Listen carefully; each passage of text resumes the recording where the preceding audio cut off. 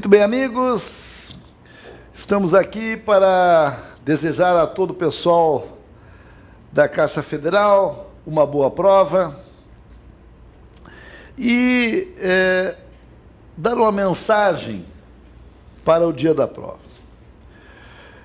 A primeira coisa é que vocês realmente leiam com atenção. Se uma questão é muito difícil, no caso da matemática, não vale a pena perder tempo, porque ela vale a mesma coisa que uma que pode responder mais rápido. Então, como estratégia, é fazer as que você sabe, e se alguma for muito demorada, segura, cuida para não perder, deixar alguma em branco, para não depois errar a marcação, né? Mas tenhas muito cuidado, né? E não perder tempo excessivo, porque tu tem que, a prova CESP é como um rally, tu tem que saber dosar. Tá? Então, uma vez feitas as demais, realmente se sobrou tempo, aí claro que tu vai voltar a fazer. Mas é que aí, se tu já está apertado de tempo, e tu perder esse tempo nessa aí, que é uma questão, tu vai comprometer 10. Então, eu não estou dizendo assim, deixa uma. O que eu estou tentando dizer é não deixa 10. É melhor deixar uma do que faltar tempo para 10 questões, por exemplo. Então, é nesse sentido que tu tem que saber dosar e saber se o tempo que tu dispõe vai dar para chegar até o fim da prova. Isso é fundamental. Não é uma Fórmula 1, é um rally. Tu tem que saber que tu tem tempo de chegar. Então, sacrifica um boi, mas não a boiada. Isso é muito importante. Se tu quiser arriscar um chute, nessas que tu vê que é muito trabalhosa, a marca certa. Porque eu já expliquei em aula que praticamente 99% de uma questão longa e trabalhosa, ela tem que ser certa. Porque se ela for errada, o cara que vai errando várias vezes, vai errando, sem que ele vai acertando. Né? Isso em termos de chute. Mas o principal é, faça até um certo limite. Se vai perder tempo, perde o boi, mas não perde a boiada. Essa é uma dica. E o que eu diria para vocês? Eu poderia dizer tudo que já disse no curso, né? Mas eu vou preferir fazer um nexo entre uma série heterogênea e uma homogênea, que essa é a minha mensagem.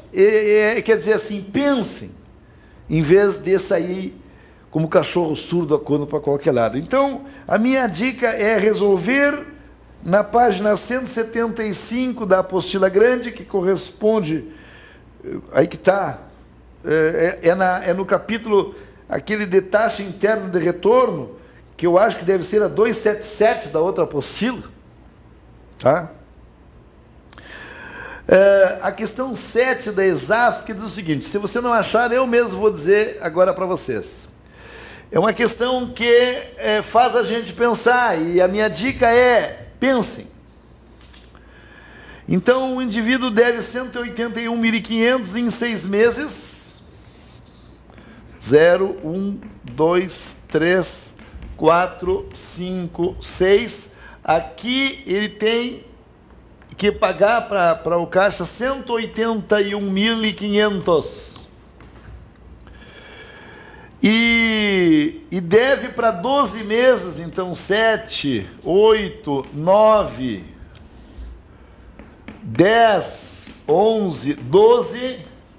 Aqui ele tem que fazer uma entrega de 380.666. E ele quer transformar esse pagamento em uma série uniforme de 4 pagamentos trimestrais postecipados, ou seja, ele quer pagar aqui, quer pagar em um trimestre, que quer dizer 3 meses, aqui é meses, sabe? Aqui é meses, e aqui vai ser trimestres. Então ele quer pagar a primeira no primeiro trimestre, a segunda no segundo trimestre, a terceira no terceiro trimestre, 9 meses, e a quarta aqui. Mas ele quer transformar numa série uniforme, ou seja, todas as parcelas iguais. Então eles estão fazendo um comparativo entre série uniforme e série não uniforme.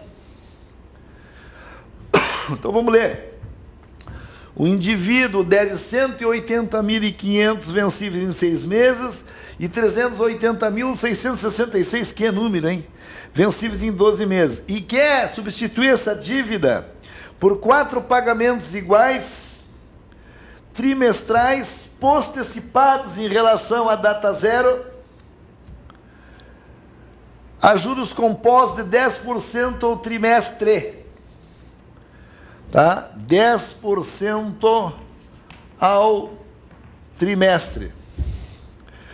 Então, o indivíduo deve aquilo lá e quer transformar essa dívida em uma série uniforme de 4 pagamentos trimestrais, postecipados em relação à data zero.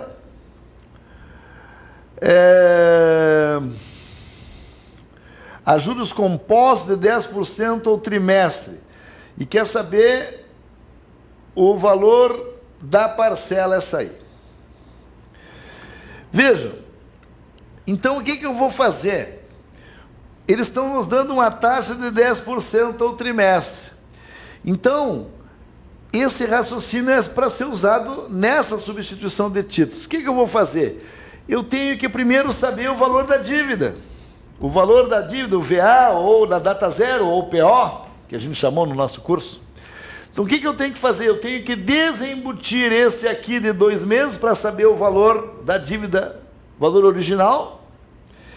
E aquele lá, eu tenho que desembutir 4 trimestres. Para poder achar o VA e depois achar o valor da parcela. Então, vejam só. O valor na data zero da minha dívida vai ser 181.500 dividido por 1,1 na segunda, que dá 1,21, que isso você já deve saber, e mais 380.666 dividido por 1,1 na quarta, que é 1,4641. E que no caso da nossa prova, certamente eles vão nos ajudar a fazer conta. Aqui a dica não é como é que eu ia fazer essa conta na prova, e sim o raciocínio em si. Condições para isso, a banca vai nos dar. Vou fazer a mão aqui com calculadora, melhor dito. Bom, 181.500, eu vou fazer a mão, mas eles nos dariam condições de fazer isso, né? Dividido por 1,21... vai nos dar, isso aqui nos dá 150 mil, redondo, e isto aqui, 380.666, dividido por 1,4641, que espero que você já saiba isso de cor, que é 1,1 na quarta, dá redondinho 260 mil. Então, com isso, eu retroagi esta série para descobrir que o valor da dívida é de 410 mil. E agora, o que eu vou fazer? Achar o valor da parcela, que nós já dissemos, entre outras maneiras, X é VA, que multiplica o inverso do ANI, por exemplo, usando a tabela do nosso livro, né? Ou algum outro dado que eles nos derem. Aqui no meu caso é apenas dar a dica de que como é que eu consigo trazer de uma série heterogênea para depois aqui engatar. Então eu descubro o valor da série e agora financio normalmente. Então X vai ser 410 mil. Aí, claro que N é 4 parcelas a uma taxa de 10%. E isso está na nossa tabela 6. E a nossa tabela 6... em 10% em 4 meses, dá 0,31547. 0,31547. Fazendo essa continha, 410 mil vezes 0,31547, nós encontraremos 129.342,70. Então, 4 parcelas de 129.342,70. Nada que nós não tenhamos dado na prova, na aula, mas o que eu quero dizer é que eu consigo embutir, desembutir. A minha dica é aquela história: relembre todo aquele capítulo de embute para frente ou desembute, dividindo, desembutindo, dividindo por alguma coisa. Lembrando que dividir por 1,1 na segunda é a mesma coisa que eu multiplicar por 1,1 na menos 2. E aqui seria a mesma coisa que multiplicar por 1,1 na menos 4. De resto, pessoal, eu vou dizer o que já disse em aula. Tenham tranquilidade. A todos uma boa prova e nos encontramos na Caixa Federal. Muito bem, pessoal. O que é fundamental para a tua prova agora de domingo? Primeiro ponto, concordância. 2 verbos importantíssimos, o verbo haver e o verbo fazer. Lembra que o verbo haver, no sentido de existir, ele vai ficar no singular. Por exemplo, há pessoas lá. Porém, se eles perguntarem o verbo em relação ao verbo existir, esse não. Esse aí tem sujeito, é normal. Então, em há pessoas lá, se eu trocasse por existir, ficaria o quê? Existem pessoas lá. Quem fica no singular é o verbo haver, nada a ver com o verbo existir. Depois, o verbo fazer, indicando o tempo transcorrido, também fica no singular. Faz anos que não a vejo. E não fazem. O certo é faz anos que não a vejo. Bem, depois em relação à regência, o que é fundamental? A regência, eles adoram perguntar quem solicitou a preposição. Se é o verbo ou se é o nome. Então eu tenho de ter atenção. Por exemplo, uma frase como João vendeu a casa aos pais. João vendeu a casa aos pais. Esta preposição a é solicitada pelo verbo vender.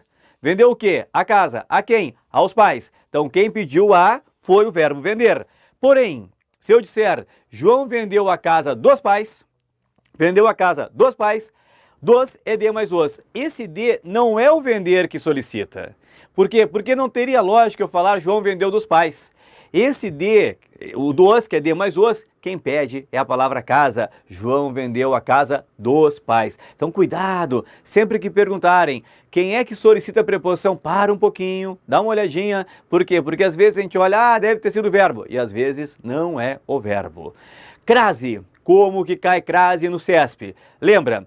Eles colocam lá uma questão de crase, eles aderiram à greve e perguntam por que existe a crase. Por que existe? Olha a frase, eles aderiram à greve. Quem adere, adere a, preposição a, que quem solicita é o verbo aderir. E greve é um substantivo feminino que aceita o artigo a. Então, da união entre a preposição mais o artigo, nasce a crase. Então, eles querem saber o porquê da existência da crase. É um verbo que solicitou a preposição e um substantivo que aceitou o artigo. Desejo a vocês uma excelente prova, vai com calma, vai com fé. Em relação ao português, vocês estão muito bem preparados, não há dúvidas em relação a isso. Beijão!